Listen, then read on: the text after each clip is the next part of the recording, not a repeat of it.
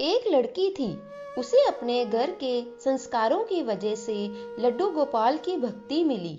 उस लड़की की बड़ी आस्था थी लड्डू गोपाल जी में। वह लड़की हमेशा वृंदावन जाती थी और लड्डू गोपाल के दर्शन करके आती थी। धीरे धीरे वह बड़ी होती रही, पर उसने वृंदावन जाना नहीं छोड़ा। वृंदावन से उसकी लगन बचपन से ही लगी हुई थी। उसकी शादी हो गई, बच्चे भी हो गए, वो भी बड़े हो गए, उनकी भी शादी हो गई, पर उस लड़की का नियम कायम था। एक दिन जब वो लड़की बहुत बुढ़िया हो गई और उसके बस की चलना नहीं रहा, तो वृंदावन जाकर लड्डू गोपाल की एक मूर्ति घर में ही ले आई और घर में रहकर ही उनकी दिन रात पूजा करने लगी। एक दिन पूजा करने के बाद उस बुढ़िया ने अपनी बहू से कहा कि बहू, इस मूर्ति को अंदर वाले कमरे में रख दे। बहू उस मूर्ति को लेकर अंदर गई, पर गलती से उससे वह मूर्ति हाथ से छूट गई। बड़ी जोर से आवाज आई। बुढ़िया घबराई सी चिल्लाई हुई बोली, क्या हुआ बहू, ये आवाज कौन सी आई है? बहू बोली, कुछ नहीं माँ जी, केवल मूर्ति गिर गई है। यह सुनकर बुढ़िया जोर जोर से रोने लगी।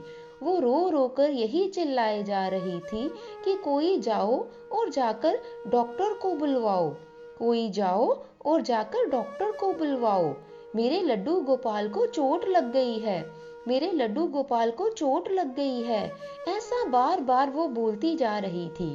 पहले तो बहू ने सोचा कि बुढ़िया नाटक कर रही है, पर जब काफी देर हो जाने के बाद भी वो बुढ़िया चुप नहीं हुई, तो बहू को लगा कि बुढ़िया पागल हो गई है। अक्सर बुढ़ापे में लोग सठिया जाते हैं, और शायद ये भी सठिया गई है। शाम को जब बुढ़िया का बेटा घर आया, तो बहू ने उसे सारी बात बताई, और उसे भी लगा कि माँ सचमुच में पागल हो गई है। भला मूर्ति के लिए भी कोई डॉक्टर आता है? फिर उसे अपने बच्चों का ख्याल आया और उसने निश्चय किया कि माँ को पागल खाने भेजना ही पड़ेगा, नहीं तो माँ के पागलपन का असर मेरे बच्चों पर भी पड़ सकता है। वहां पास में ही एक समझदार आदमी रहता था। जब उसके कानों तक यह बात पहुंची, तो उसने उस माँ के बेटे को बुलाया और उसे समझाया कि देखो बेटा, बुढ़ापा और बचपन ये दोनों एक जैसे ही होते हैं। जिस प्रकार बच्चे बचपन में जिद करते हैं, तो बुढ़ापे में भी ये आदतें आ ही जाती हैं। तू एक काम कर, जा और एक डॉक्टर को बुला ला। उसे पहले से ही समझा दियो कि तुझे एक मूर्ति का ही चेकअप करना है, जिससे कि उसे दिक्कत ना आए। और बाद में यह बोलना है कि मूर्ति तो खत्म हो गई और उसमें अब जान बाकी नहीं है। जब उसे पैसे मिलेंगे तो भला उसे क्या दिक्कत होगी यह कहने में। इस तरह तुम्हारी माँ को पागल खाने भी नहीं जाना पड़ेगा और उसकी जिद भी पूरी हो जाएगी। बेटे को बात समझ में आ गई। वो गया और जैसा उस समझदार आदमी ने बताया था, एक डॉक्टर को जाकर उसने समझा दिया। डॉक्टर भी राजी हो गया। अगले दिन डॉक्टर उस बुढ़िया के घर गया और घर में घुसते ही बोला, अरे बुढ़िया, कहाँ है तेरे लड्डू गोपाल? बुढ़िया ने मूर्ति को दिखाते हुए कहा, आओ डॉक्टर साहब आओ, देखना जरा क्या हो गया है मेरे लड्डू गोपाल को। डॉक्टर दूर से ही बोला, अरे बुढ़िया, इसमें तो जान बाकी है ही नहीं, यह तो खत्म हो गई है। बुढ़िया को गुस्सा आ गया। बुढ़िया ने डॉक्टर से पूछा, क्यों रे डॉक्टर, कितने साल हो गए तुझे डॉक्टरी करते हुए? डॉक्टर एकदम से सक पकाया। वो घबरा गया और बोला, 40 साल। पर क्यों? बुढ़िया ने कहा कि इतने साल हो गए तुझे डॉक्टरी करते हुए, पर तुझे इतना भी समझ नहीं आया कि मरीज को हाथ लगाए बिना उसकी बीमारी का कभी भी पता नहीं चलता। तो तूने तो हाथ लगाया भी नहीं और पहले कैसे बता दिया? डॉक्टर को लगा कि वो कुछ ज्यादा ही जल्दी अपना काम खत्म कर रहा है। उसने जाकर मूर्ति की हाथ के नब्ज देखी और कहा कि ले माँ, कुछ नहीं है तेरे लड्डू गोपाल में।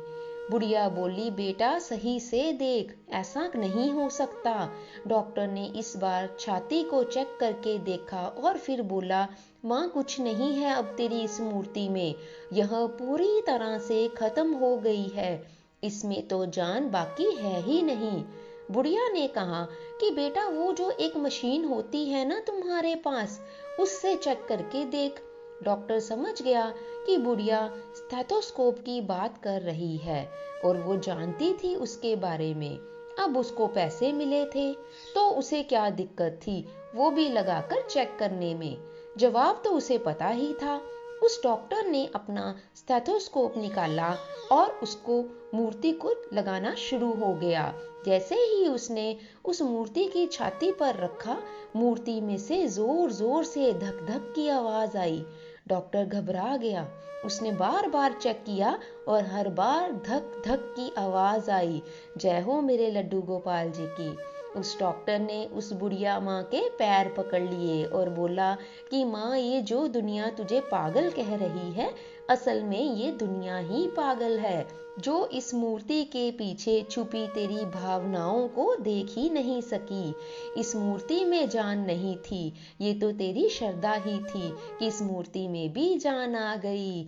जय जय श्री राधे, जय हो मेरे लड्डू गोपाल की।